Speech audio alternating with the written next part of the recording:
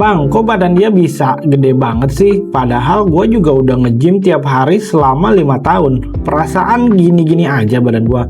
Yakin yang lo angkat itu beban, bukan perasaan. Karena kalau yang diangkat perasaan, yang gede cuma dramanya doang.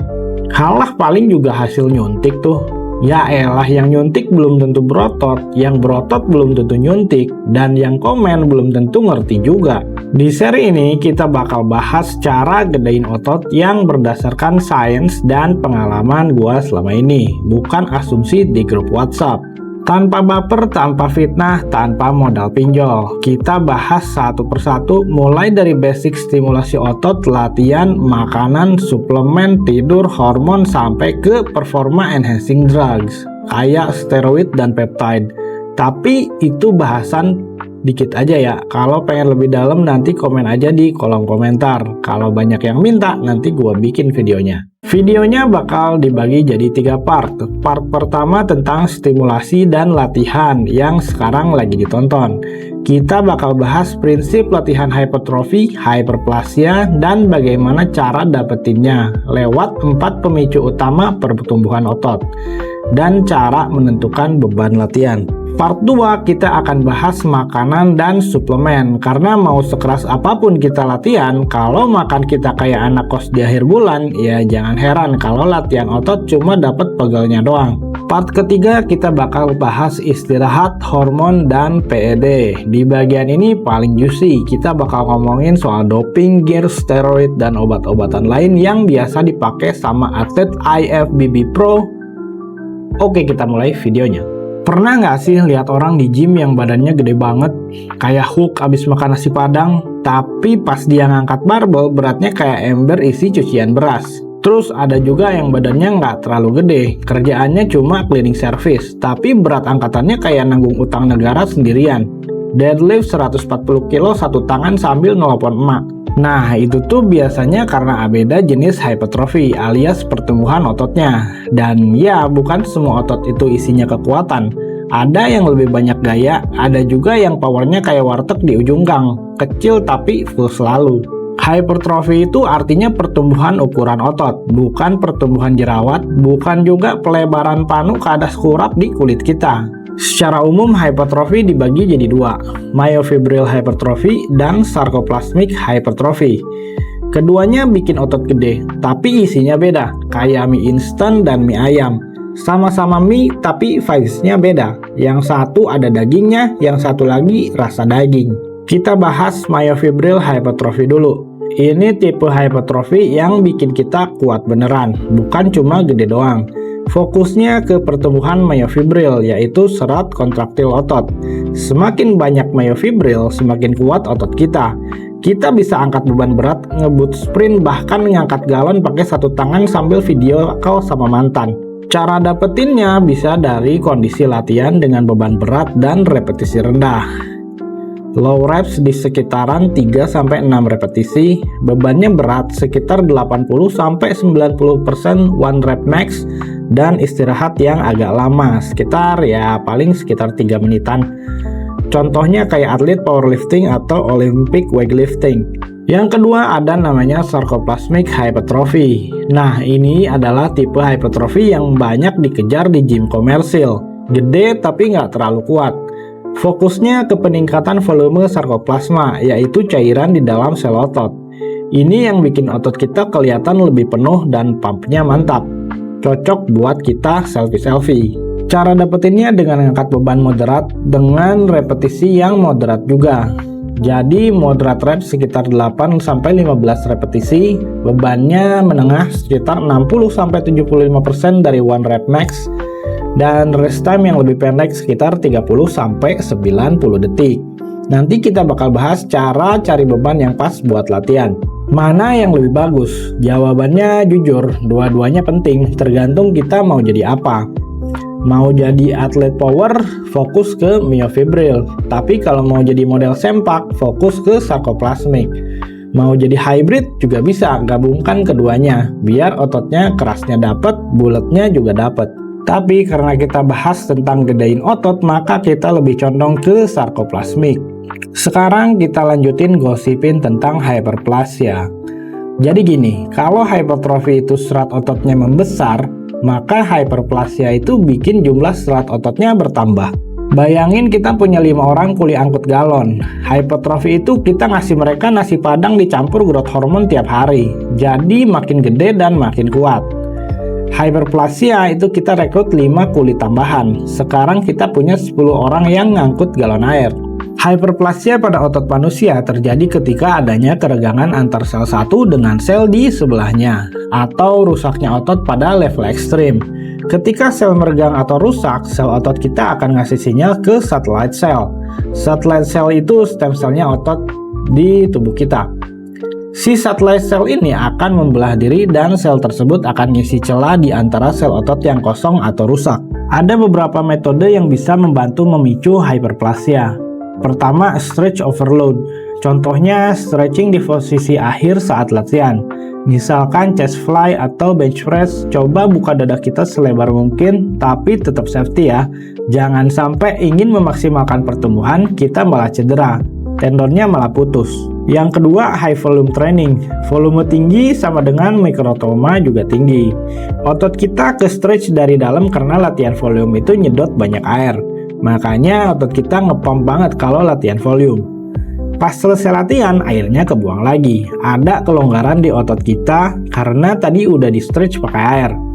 Maka satellite cell akan coba buat ngisi kelonggaran tersebut. Otomatis ukuran otot kita jadi lebih gede.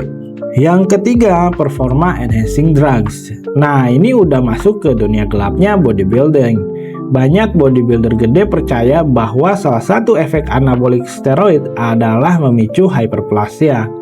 Tapi kita nggak bahas ini di sini ya, nanti kita bahas di part 3. Oke, sekarang pertanyaannya, worth it nggak sih ngejar hyperplasia? Jawabannya, kalau kita natural, hyperplasia itu bonus, bukan target utama.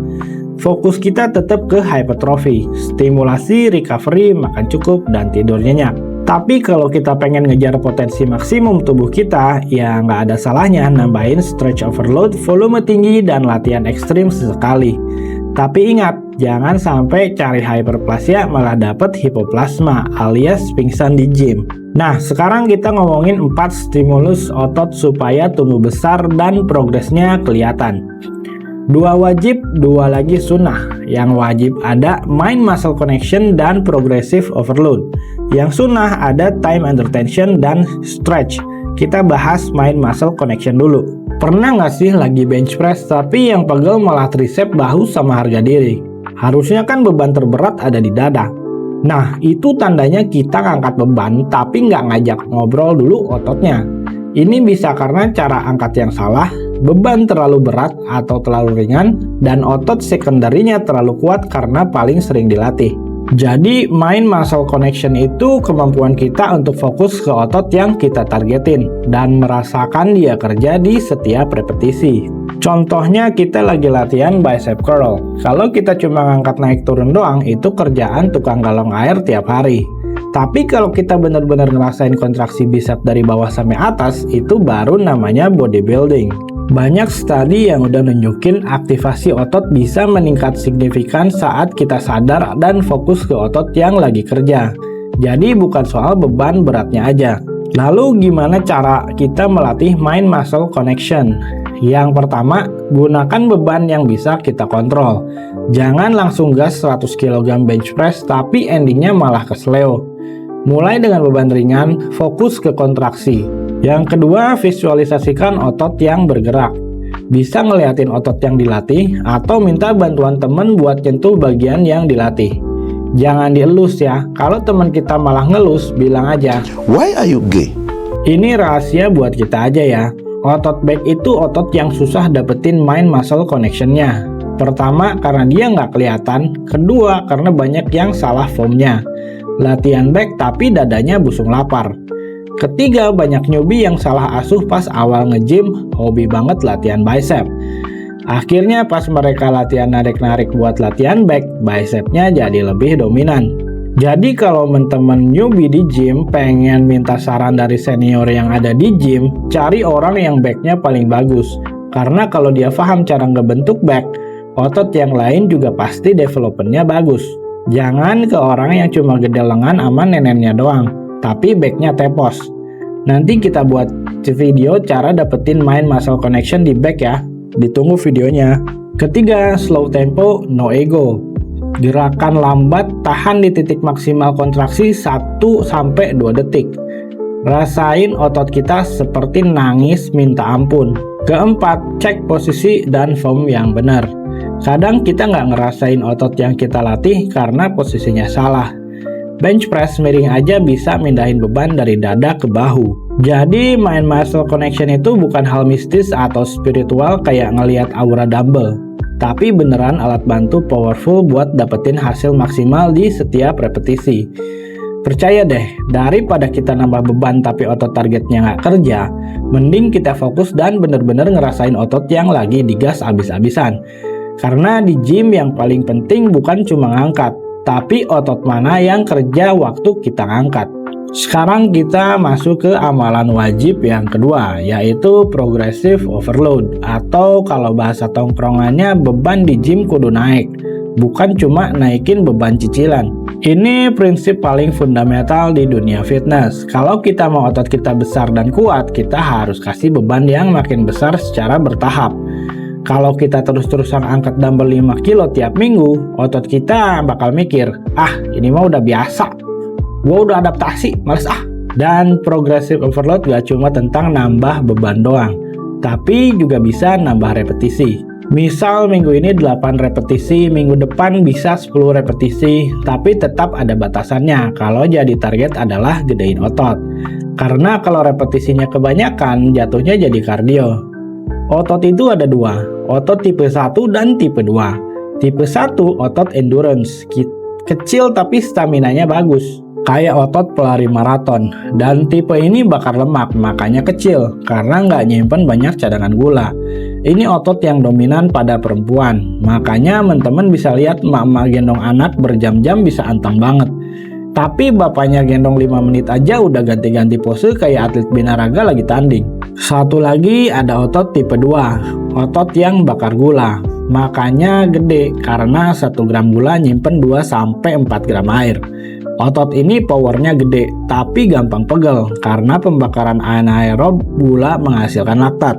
Jadi teman-teman bisa tambah repetisi tapi tetap ada limitasi. Limitnya berapa bang? Kalau gua biasanya 15, tapi kalau lagi latihan buat ngepump di akhir sesi, biasanya gua bisa ngepump sampai 30 repetisi atau sampai pegel pakai beban ringan. Tapi cuma akhir sesi doang ya, buat bikin ototnya ngepump doang. Yang kedua, bisa tambah set, dari 3 set jadi 4 set. Yang ketiga, kurangi rest time, biar otot nggak sempet ngegosip dulu. Bagusnya max istirahat antara 1 set adalah sekitar 1-2 menit. Tapi pastikan dengan istirahat tersebut set berikutnya kita bisa ngangkat maksimal. Jangan istirahat terlalu sebentar sehingga nggak maksimal lakukan set berikutnya. Jangan juga kelamaan, ntar pumpingannya hilang, naikin volumenya jadi agak susah. Yang keempat, tambah intensitas. Pakai tempo pelan yang habis ini kita bahas di time under tension. Contoh progressive overload, misalkan kita bench press, minggu ke-1 40 kg bisa 8 repetisi, minggu kedua 40 kg bisa 10 repetisi, minggu ketiga jadi 45 kg 8 repetisi, dan minggu keempat bisa 45 kg 10 repetisi. Banyak yang ngira overload itu harus langsung nambah berat 20 kg, padahal ototnya belum siap, dia butuh waktu.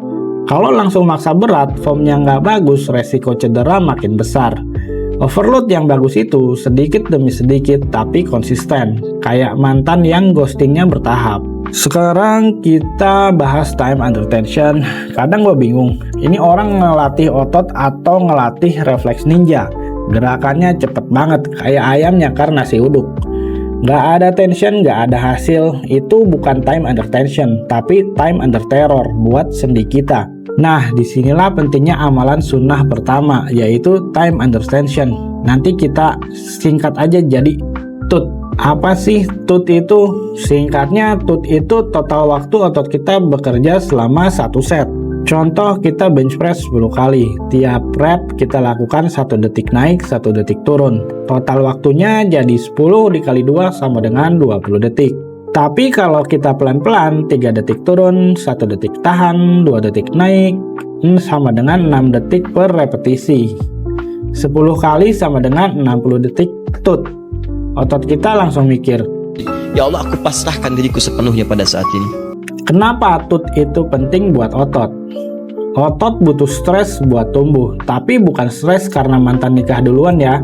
Stres mekanis dari kontraksi panjang dan dalam. Kedua, lebih banyak mikrotir. Dan lebih banyak recovery sama dengan lebih gede ototnya. Yang kedua, lebih banyak mikrotir sama dengan lebih banyak recovery sama dengan otot lebih gede. Dan ingat, mikrotir itu bisa jadi stimulus buat hyperplasia. Karena memang dua sunnah ini, tut dan stretch, ditunjukkan untuk ngejar hyperplasia.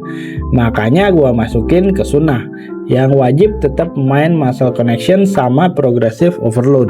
Yang ketiga, bisa pakai beban ringan tapi hasilnya tetap maksimal. Cocok buat yang udah pegel bawa beban hidup plus dumbbell 40 kg. Ini bagus banget buat newbie untuk meminimalisir cedera pada sendi, terutama latihan bahu. Gimana cara memaksimalkan tut? Pertama, bisa ngatur tempo repetisi ya. Misalkan 3 detik turun, 1 detik tahan, dan 2 detik angkat. Jadi total 6 detik per repetisi. Kedua, setiap set kita bisa bikin 30-60 detik. Ini sweet spot buat hypertrophy. Gua pribadi ngambil 30 detik aja, soalnya waktu gymnya terbatas. Secara kita tuh buru pabrik, jadi pas nge-gym di hari biasa cuma bisa malam hari. Sementara istri kita nggak mau ditinggal malam lama-lama. Jadi tut yang gua lakukan nggak terlalu lama. Gua lebih suka maksimalin kewajiban aja. Itu udah cukup banget buat gedein otot buru pabrik kayak gua. Yang ketiga, jangan egois sama beban. Kita nuranin beban dikit tapi otot kita kerja lebih lama. Karena total volume angkat itu lebih besar pengaruhnya untuk hypertrophy dibanding beban maksimal angkat. Misal nih kita kuat lat pull down 100 kg. Tapi habis 4 set kali 10 repetisi, tenaga habis semua. Badan jadi lemes kayak terong goreng. Artinya total volume angkatannya cuma 4 ton. Misal kita turunin beban jadi 80 kg, kita bisa kuat ngangkat 12 set kali 10 repetisi. Artinya total volume angkat kita jadi sekitar 9,6 ton. Ini bakal bikin volume otot kita jadi nambah banyak, karena tubuh harus nyiapin gula lebih banyak buat bahan bakar. Yang artinya kapasitas penyimpanan air jadi lebih gede, bikin otot kita kelihatan lebih full. Ini untuk yang udah pro aja ya. Kalau kita mau bener-bener ngancurin otot, gabungin tut sama drop set. Misalkan 10 repetisi tempo pelan, lalu langsung turunin beban 30% dan lanjut lagi sampai otot kita nyerah total. Siksa otot kita sampai rasanya kayak kita habis ditolak kerja plus pulus cinta dan nginjek tai kucing dalam 1 hari. Jadi next time kita nge-gym jangan buru-buru, tahan, rasain, siksa pelan-pelan. Otot tuh nggak pengen kita cabut cepet-cepet, dia pengen kita pelan-pelan masukin trauma. Karena dalam dunia hypertrophy, yang lama itu yang berbekas. Persis kayak kenangan pas gebetan minta jemput, kita udah bela-belain gak ngojek padahal satu penumpang lagi dapat bonus 100.000. Tapi ujung-ujungnya malah balikan sama mantan. Pas kita minta penjelasan, dia bilang ketek mantannya lebih wangi. Sekarang kita bahas amalan sunnah yang kedua, yaitu stretch tension, alias ketegangan saat otot lagi ketarik. Setiap otot punya panjang maksimal dan posisi paling terentang. Nah, saat kita kasih beban pas otot dalam posisi ketarik, itu yang bikin mikrotrauma dan stimulus gede banget buat tumbuh sel baru.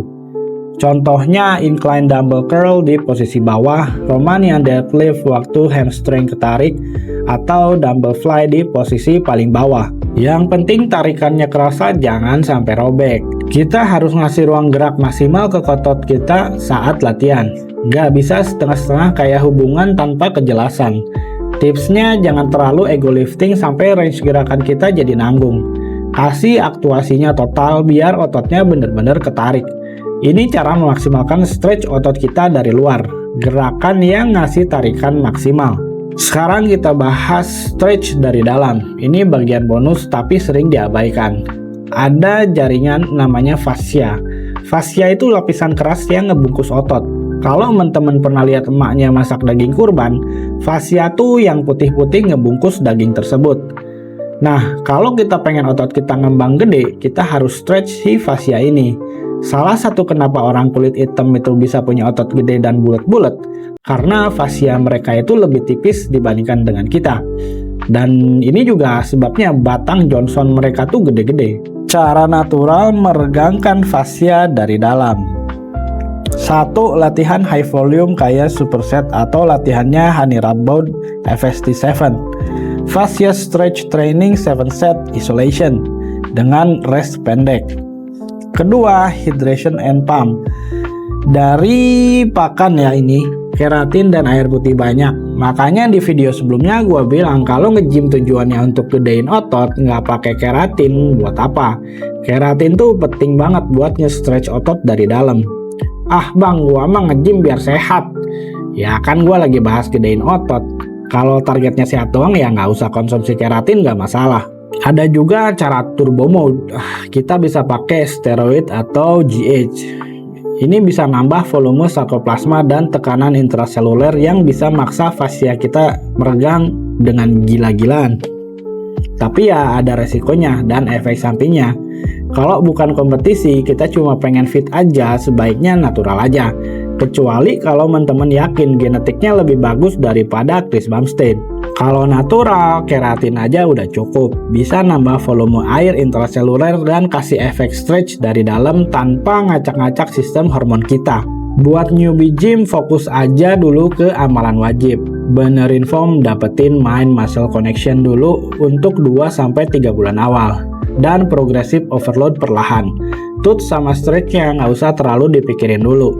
Dan buat yang udah gym lama tapi progresnya gitu-gitu aja, coba maksimalin kewajibannya dan mulai perlahan mainin tut sama stretchnya. Sekarang kita ngasih contoh buat nyari beban latihan kita. Misal kita cari beban di latihan cable row. Ini bukan buat tiap latihan kita lakuin ritual ini ya. Ini buat nyari beban awal aja.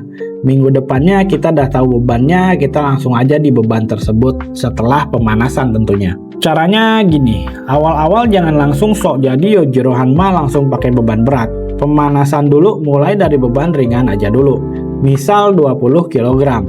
Tujuannya buat aktifin otot, biar mesinnya panas dulu.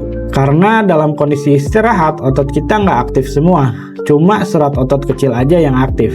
Supaya tubuh kita nggak kehabisan kalori. Karena inti dari bertahan hidup itu adalah efisiensi. Biar serat gedenya aktif perlu pemanasan. Setelah ototnya panas, naikkan bebannya pelan-pelan. Misal naik ke 85 kg. Terus coba tarik pakai foam yang benar. Lepasin setengah terus tarik lagi. Kalau masih bisa tarik tanpa foam jadi hancur kayak hubungan LDR, berarti masih bisa ditambah. Tapi kalau dilepas setengah terus pas mau ditarik lagi kita udah kerasa kayak mau balikan sama mantan pas lagi move on, stop, kurangi dikit, coba lakukan lagi, lepas setengah terus tarik lagi. Kalau masih belum kuat, ulangi sampai kita bisa narik bebannya pas posisi setengah. Dan itulah beban optimal untuk kita latihan. Gua ambil video ini pas kemarin baru latihan punggung, jadi masih sakit dan lemes banget punggungnya. Tapi karena mumpung gymnya lagi kosong, kita ambil videonya pakai HP. Dan sebenarnya cable row ini udah terlalu ringan buat gua. Gua udah minta bapaknya buat beliin mesin row yang pakai plat, biar bebannya bisa gua maksimalin pakai plat. Malah beli mesin buat latihan glutes. Ya udah, gua gedein pantat aja. Nah, kalau udah dapat bebannya, gas terus sampai 8-15 repetisi yang bisa dikontrol dengan good form. Lakukan 4 set atau 8 set juga boleh. Jangan naikin beban sebelum bisa 15 repetisi dikali 4 set full atau minimal 10 reps, tapi formnya rapi. Dan tanpa curang, kalau udah bisa full kontrol baru naikin bebannya. Kalau di set pertama kerasa berat padahal cuma 8 repetisi, atau set kedua udah nggak kuat 8 repetisi, formnya berubah, tenaga habis, rep cuma bisa misal nyampe 5 repetisi aja, kurangi aja bebannya, turunin dikit di set ketiga dan keempat. Pastiin kita tetap bisa dapat 8 repetisi minimal. Misal kita lagi fokus dada atas, kita bisa kasih 8 set per sesi. Bisa dibagi 1 atau 2 variasi latihan. Contoh 4 set incline dumbbell press dan 4 set incline cable fly. Jangan terlalu banyak variasi latihan dulu. 1 atau 2 variasi aja udah cukup kalau untuk 6 bulan latihan awal. Yang penting set terakhir abisin. Kalau berasa masih ada nih tenaganya, bisa tambahin 1 atau 2 set pakai beban rendah volume tinggi. Kocok aja 30 repetisi atau sampai otot kerasa kebakar medium rare. Latihannya 2 kali seminggu untuk otot yang sama. Kenapa 2 kali seminggu? Karena otot kita maksimal recovery itu 3 hari. Jadi kalau misalkan hari Senin kita hajar dada, hari Kamis udah bisa dihajar lagi. Selasanya back, Jumat udah bisa back lagi. Rabu leg, Sabtu udah bisa leg lagi. Tapi kalau masih sakit 5 hari setelahnya, itu tandanya ada yang salah. Karena otot itu maksimal ke recovery-nya cuma 3 hari. Ini bisa jadi indikasi makanannya kurang bergizi, otot jadi bingung mau recovery pakai apa. Bisa juga karena tidur kayak sinyal wifi, putus nyambung jadi tubuh recovery-nya nggak maksimal. Atau yang ketiga, sarafnya kebakar. Ini yang paling sering terjadi. Tanda-tanda syaraf kelelahan atau CNS fatigue. Yang pertama, hari ketiga masih lemes kayak habis di ghosting. Yang kedua, nggak ada tenaga buat ngangkat beban walau makan dan istirahat udah full. Yang ketiga, ngerasa malas banget buat ke gym. Bukan karena mager, tapi ya emang beneran capek banget. Dan yang keempat, syaraf itu butuh waktu lebih lama buat recover dibanding otot. Jadi jangan tiap set sampai failure. Abisinnya pas di last set aja. CNS fatigue nanti kita bakal bikin videonya sendiri ya, di video tentang undertrain, overtrain, dan kelelahan syaraf. Ditunggu aja videonya ya. Untuk split latihan terus cara latihan untuk masing-masing otot nanti kita bahas di video lainnya. Di sini kita cuma bahas prinsip memaksimalkan pertumbuhannya aja. Dan kalau menurut sobat videonya bermanfaat, bisa di-share ke yang lain atau bantu like biar videonya direkomendasiin ke yang lain. Latihan tuh kayak hubungan, kalau terlalu berat dan kita nggak bisa kontrol, mending turunin intensitasnya dikit sebelum semuanya jadi rusak. Santai aja, yang penting konsisten. Rafa temenin. Subscribe ya.